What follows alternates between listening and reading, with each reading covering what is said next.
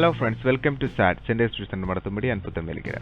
Please subscribe to our YouTube channel for new updated videos and also visit centersintuition.blogspot.in. ഇന്ന് നമ്മൾ പഠിക്കാൻ പോകുന്നത് Kerala SSLC maths model question papers ആണ്. അതിനകത്ത് question paper 1-ലെ part 1 ഒരു പാർട്ടിൽ നമ്മൾ 3 ക്വസ്റ്റ്യൻസ് ആണ് പഠിക്കുന്നത്. Okay, first question, nth term of an AP is 2 minus 5n. Find common difference. Find first term. 2 മാർക്കാണ്. അതായത് ഒരു സമാന്തര ശ്രേണിയുടെ n-ാം പദം 2 minus 5n ആണ്. അതിൻ്റെ പൊതുവ്യത്യാസം എന്താണ്? അതിൻ്റെ ആദ്യത്തെ പദം എന്താണ്? അപ്പോൾ നമ്മൾ ഒരു സമാന്തര ശ്രേണി n-ാം പദം കാണുന്ന സമവാക്യം അറിയണം. That is an. an is equal to 2 minus 5n. ഇതാണ് നമുക്ക് തന്നിരിക്കുന്നത്. ഓക്കെ, ഇതിൻ്റെ കോമൺ ഡിഫറൻസ് നമ്മൾ കണ്ടുപിടിക്കണം. കോമൺ ഡിഫറൻസ് എന്ന് പറയുന്നത് എന്നിൻ്റെ കൂടെ കിടക്കുന്ന ആളാണ് common difference. So the common difference d is equal to minus 5. Clear? Then find the first term. First term കാണാൻ a1 എന്നിന് 1 കൊടുക്കുക. a1 is equal to 2 minus 5 into 1. So this is equal to 2 minus 5 is equal to minus 3. Clear? So നമുക്ക് first ടേമും കിട്ടി, common ഡിഫറൻസും കിട്ടി. Clear ആണോ? Okay, common difference എന്നിൻ്റെ കൂടെ കിടക്കുന്ന സംഖ്യ ആയിരിക്കും. ഇനി വേറൊരു രീതിയിലും ഈ കണക്ക് ചെയ്യാം. അതായത് ഫസ്റ്റ് നിങ്ങൾ ഒന്നാമത്തെ ടേം കണ്ടുപിടിക്കുക. ഒന്നാമത്തെ ടേം എന്ന് പറഞ്ഞാൽ എന്നിന് 1 കൊടുക്കുക. 2 മൈനസ് 5 ഇൻറ്റു 1 നമ്മൾ നേരത്തെ ചെയ്തു. 2 minus 5 that is equal to minus 3. Clear? ഇനി രണ്ടാമത്തെ ടേം കണ്ടുപിടിക്കുക. a2 that is equal to എന്നിന് 2 കൊടുക്കുക. അപ്പോൾ എന്താണ്? 2 minus 5 into 2 is equal to 2 minus 10. Okay, is equal to minus 8. Clear ആണോ? ഇപ്പോൾ നിങ്ങളുടെ മുന്നിൽ 2 ടേം ഉണ്ട്. ഒന്ന് a1ഉം a2.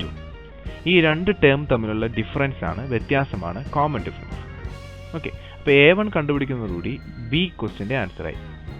കോമൺ ഡിഫറൻസ് കാണാൻ a2-ൽ നിന്ന് a1 കുറയ്ക്കണം. കിട്ടിയോ? So common difference d is equal to a2 minus a1. Second time minus a1. Clear? Second time ഇവിടെ മൈനസ് 8 ആണ്.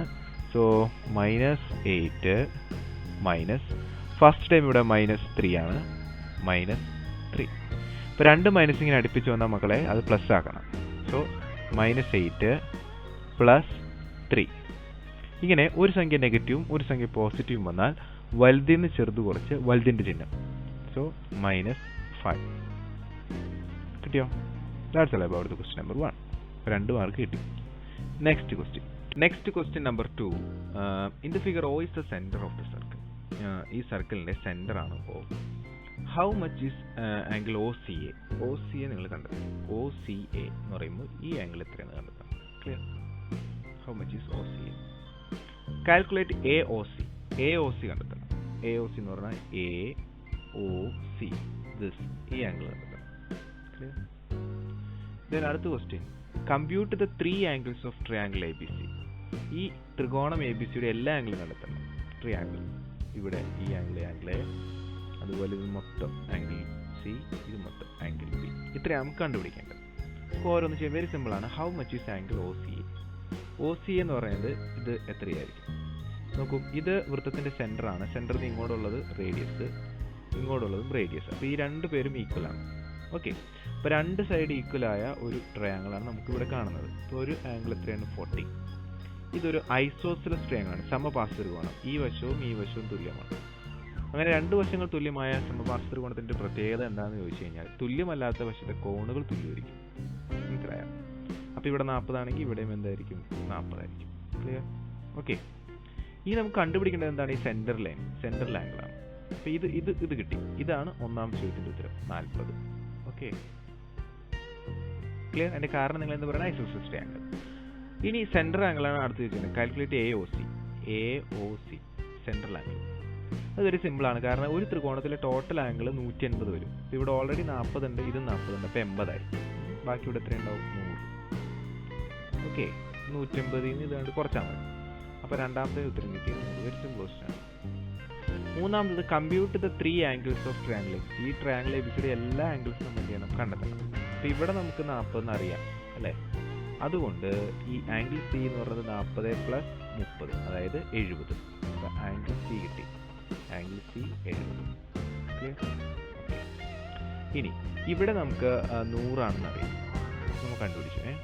ഒരു കാര്യം പഠിച്ചിട്ടുണ്ട്, ഒരു വൃത്തത്തിൻ്റെ ചാപം, ഒരു ചാപമാണത്. ആ ചാപം കേന്ദ്രവും ഉണ്ടാക്കുന്ന കോൺ കണ്ടോ. ആ കേന്ദ്രകോൺ നിങ്ങൾക്ക് അറിയാമെങ്കിൽ, സെൻട്രൽ ആംഗിൾ അറിയാമെങ്കിൽ, ആ ചാപത്തിൻ്റെ രണ്ടറ്റത്ത് നിന്നും വൃത്തത്തിൻ്റെ മറു വശത്തേക്ക്, അതായത് മറ്റേ സെക്ടറിലേക്ക് വരയ്ക്കുന്ന കോൺ എന്ന് പറയുന്നത് ഇതിൻ്റെ പകുതി ഉണ്ടാവും. അപ്പം 50. മനസ്സിലായോ? സോ ആംഗിൾ ബി നിങ്ങൾക്ക് കിട്ടി. എത്രയാണ്? 50. ഇനി ആംഗിൾ എ കാണാൻ ഒട്ടും ബുദ്ധിമുട്ടില്ല. കാരണം ആംഗിൾ എ എന്ന് പറഞ്ഞു കഴിഞ്ഞാൽ അത് 180 നിന്ന് ഇത് രണ്ടും കുറയ്ക്കുന്നതാണ്. ഇത് രണ്ടും കൂടി കൂടുമ്പോൾ ഇത് രണ്ടും കൂടി കൂടുമ്പോൾ നിങ്ങൾക്ക് 120 കിട്ടും. ഓക്കെ, അങ്ങനെ 120 നിന്ന് കുറയ്ക്കുക. സോ ദ ആൻസർ ഈസ് എത്രയാണ്? 60. അപ്പോൾ angle A 60, angle B 50, angle C എന്താണ്? 70. That's all about it. Okay, next question number 3. In the figure ABCD is a rectangle. തന്നിരിക്കുന്നത് ABCD ചതുരമാണ്. Its sides are parallel to the axis. അത് ആക്സിസിന് parallel ആണ്. സൈഡുകൾ. Write the coordinates of B and find the length and breadth of the rectangle. ഇവിടെ തന്നിരിക്കുന്നത് ABCD ചതുരമാണ്. Sides are parallel to the axis എന്ന് പറഞ്ഞു കഴിഞ്ഞാൽ നമുക്കിപ്പോൾ 2 axis ഉണ്ട്, നമുക്കറിയാം. ഒന്ന് y ആക്സിസ്, ഒന്ന് എന്താണ് x axis. This is x and this is y. Okay, y axis. അപ്പോൾ ഈ എക്സ് ആക്സിനെ പോലെയാണ് ഇത് കിടക്കുന്നത്. അതായത് നമുക്കിതിങ്ങനെ ഒരു ആക്സിസ് വരയ്ക്കുകയാണെങ്കിൽ കണ്ടോ, എക്സ് ആക്സിസിന് പാരലായിട്ടാണ് ഈ വശവും കിടക്കുന്നത്. അതായത് എക്സ് ആക്സിസ് കിടക്കുന്നത് പോലെ കണ്ടോ.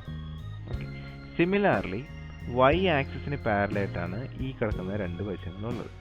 ഇതാണ് ആ ക്വസ്റ്റ്യനിൽ പറഞ്ഞിരിക്കുന്ന കാര്യം. Okay, then write the coordinates of B. ബിയുടെ സൂചക സംഖ്യ എന്താണെന്ന് കണ്ടെത്തണം. Find the length and breadth of the rectangle. ഇതിൻ്റെ നീളവും വീതിയും എന്ത് ചെയ്യണം, കണ്ടെത്തണം. അപ്പോൾ ആദ്യം നമ്മൾ മനസ്സിലാക്കേണ്ട കാര്യം, ഒരു കോർഡിനേറ്റ് നമ്മൾ വരയ്ക്കുമ്പോൾ കോർഡിനേറ്റ് നമ്മൾ വരച്ചിട്ട് സാറ് ഇങ്ങനൊരു വര ഇതിലൂടെ വരച്ചു. ഓക്കെ, നോക്കൂ, ഇത് 1 2 3 4 5. ഇത് കടന്നു പോകുന്നത് 3യിലൂടെയാണ്. ഇവിടെ y ആക്സിൽ 1 2 3 4. ഞാൻ ഇവിടെ നിന്ന് ഒരു പോയിന്റ് ഇങ്ങനെ ജോയിൻ ചെയ്താൽ ഈ പോയിന്റിന്റെ കോർഡിനേറ്റ് എന്ന് പറയുന്നത് താഴെയുള്ള 3, ഇവിടെയുള്ള 3. ഓക്കെ, ഞാൻ ഇവിടെ ഒരു പോയിന്റ് മാർക്ക് ചെയ്തു. ഇവിടുന്ന് y ആക്സിസ് എടുക്കുമ്പോൾ താഴെ 3, ആദ്യം x ആക്സിസ് പറയണം, മുകളിൽ 2 3 2. ഇനി ഇവിടെ ഒരു പോയിന്റ് വരപ്പെടുത്തുക. അപ്പോൾ അതെന്തായിരിക്കും? താഴെ 3, മുകളിൽ 4, 3, 4. അപ്പോൾ നമ്മളിവിടെ കാണുന്ന പ്രത്യേകത, വൈ ആക്സിസിനെ പോലെ ഇങ്ങനെ വരയ്ക്കുന്ന വരകളിൽ എല്ലായിടത്തും എക്സുകൾ സെയിം ആയിരിക്കും. കിട്ടിയോ? തിരിച്ച് നമുക്ക് പറയാം, അതായത് എക്സ് ആക്സിനെ പോലെ വരയ്ക്കുന്ന എല്ലാ വരകളിലെയും വൈകൾ എന്തായിരിക്കും? സെയിം ആയിരിക്കും. ഇതാണ് എൻ്റെ ബേസിക് പ്രിൻസിപ്പിൾ. അത് വെച്ചിട്ട് നമ്മൾ ചെയ്യാൻ പോകും. ഫസ്റ്റ് ഓഫ് ഓൾ നമുക്ക് ഇവിടെ നോക്കാം. ഇവിടെ നോക്കുമ്പോൾ ഈ കിടക്കുന്നത് വൈ ആക്സിസിനെ പോലെയാണ്. വൈ ആക്സിൽ ഒരു പോയിന്റ് കിടപ്പുണ്ട് ഓൾറെഡി, 1,3. ഓക്കെ, അപ്പോൾ വൈ ആക്സിസിനെ പോലെ കിടക്കുന്ന പോയിന്റ് ആയതുകൊണ്ട് എന്ത് സെയിം ആയിരിക്കും? എക്സ് സെയിം ആയിരിക്കും. അപ്പോൾ ആദ്യത്തെ ആളെ നമുക്ക് കിട്ടി, എക്സ് സെയിം ആയിരിക്കും. മറ്റേ ആളെ നമുക്ക് അറിയില്ല, അതവിടെ കിടക്കട്ടെ, ഗ്യാപ്പ് ഇടാം. Okay, clear. ഇനി ഇപ്പുറത്തേക്ക് വരാം. ഇപ്പുറത്ത് നോക്കുമ്പോൾ ഇതേപോലെ തന്നെ നമ്മളിങ്ങനെ വരച്ചു. ഓക്കെ, ഇവിടെ ഇതേപോലെ തന്നെ സാർ പറയുകയാണെങ്കിൽ 6 5. ഇത് കിടക്കുന്നത് വൈ ആക്സിസിന് പാരലായിട്ടാണ്. ഓക്കെ, ഇപ്പം എന്ത് സെയിം ആയിരിക്കും? എക്സ് സെയിം ആയിരിക്കും. ഇപ്പോൾ ഇവിടെ എക്സും 6 അല്ലേ. This is 6, 5.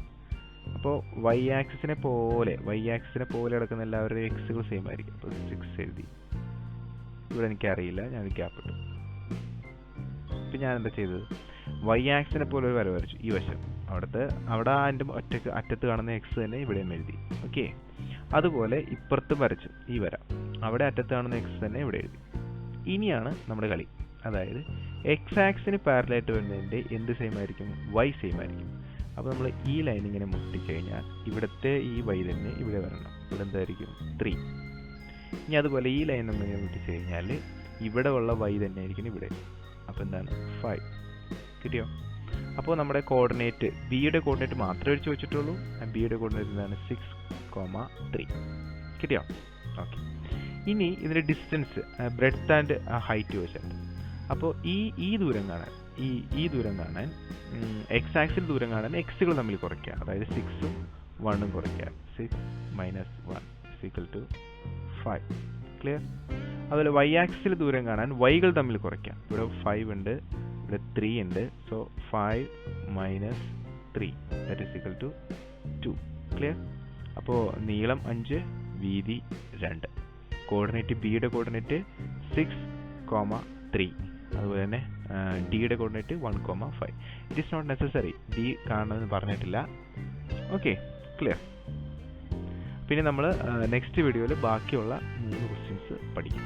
So please keep watching, sharing and like, comment. Thank you once again.